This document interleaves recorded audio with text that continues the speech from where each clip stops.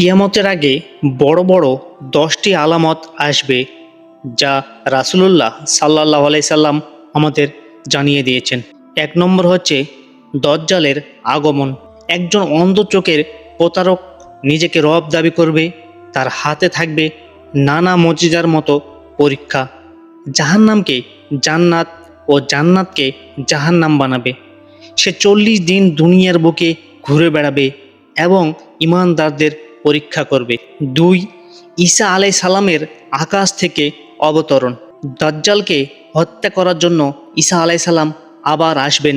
তিনি দামেস্কের শহরের পূর্ব দিকে সাদা মিনারে অবতরণ করবেন। তিনি দাজ্জালকে হত্যা করবেন এবং ইসলাম প্রতিষ্ঠা করবেন। 3, ইয়াজুজ মাজুজের উন্মুক্ত হওয়া। এরা খুবই ভয়ঙ্কর জাতি, যাদেরকে আল্লাহ তাআলা এক পর্বতের পিছনে আটকে রেখেছেন। একসময় তারা বের হবে এবং পুরো পৃথিবী জুড়ে হাঙ্গামা সৃষ্টি করবে। মানুষ আতঙ্কে পাহাড়ে আশ্রয় নেবে। আল্লাহ নিজ হাতে তাদের ধ্বংস করবেন, যা এক ভয়াবহ বিষ দিয়ে। 4, ধোঁয়াশা। আকাশ থেকে এক ঘন ধোঁয়া আসবে, যা মানুষের মধ্যে ভয়, ব্যথা ও দুর্ভোগ তৈরি করবে। কোরআনে সূরা আদ-দুখান এ বিষয়ে আলোচনা আছে। 5, দ্বীন ইসলাম থেকে ফিরে যাওয়া, আমানত হারিয়ে যাওয়া। মানুষ ইসলামকে ছেড়ে দেবে, নামাজ থাকবে না, সুদ ঘুষ হবে স্বাভাবিক। মানুষ বেহায়াপনায় ডুবে যাবে, কিন্তু মসজিদ থাকবে, নাম থাকবে মুসলিম, অথচ তারা ইসলাম মানবে না। 6, সূর্য পশ্চিম দিক থেকে উঠে যাওয়া। যখন এই ঘটনা ঘটবে, তখন তওবা আর কবুল হবে না। যারা ঈমান আনার চেষ্টা করবে, আর সময় থাকবে না। এটি হবে এক ভয়াবহ দিন। 7, দক্ষিণের দিক থেকে এক প্রাণীর উদয় হবে, যার নাম দাব্বাতুল আদ।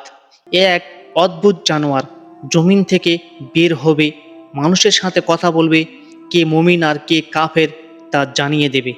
সে মানুষের মুখে ছাপ দিয়ে দেবে, বিশ্বাসী না অবিশ্বাসী। 8, 3টি বড় ভূমিকম্প, ভূমিধস 3 দিক থেকে হবে, যা ভয়ঙ্কর ভূমিধস। 1, পূর্ব দিক থেকে, 2, পশ্চিম দিক থেকে এবং 3, আরব উপদ্বীপ থেকে। 9, আগুনের উদ্ভব। ইয়েমেন থেকে মানুষ তাড়িয়ে আনবে। ইয়েমেন বা হাদরামাউত দিক থেকে এক বিশাল আগুন বের হবে, যা মানুষকে একত্রিত করে হাসরের ময়দানের দিকে ঠেলে নিয়ে যাবে। এবং 10, মানুষের চরম বিভ্রান্তি ও ভয়। মানুষ সকালে মুমিন হবে, সন্ধ্যায় কাফের হয়ে যাবে। দিন থেকে ফিরিয়ে নিয়ে যাবে অর্থ, যশ, মিডিয়া, শয়তান, ফিতনা। শেষ কথা, এই আলামতগুলো দেখা মানেই দুনিয়ার সময় প্রায় শেষ। এখনো সময় আছে, আমরা যেন ঈমানের পথে ফিরে আসি। নামাজ, তওবা, দোয়া ও আমল যেন আজ থেকেই শুরু করি। আল্লাহ তাআলা আমাদের সেই তৌফিক দান করুক। আমিন।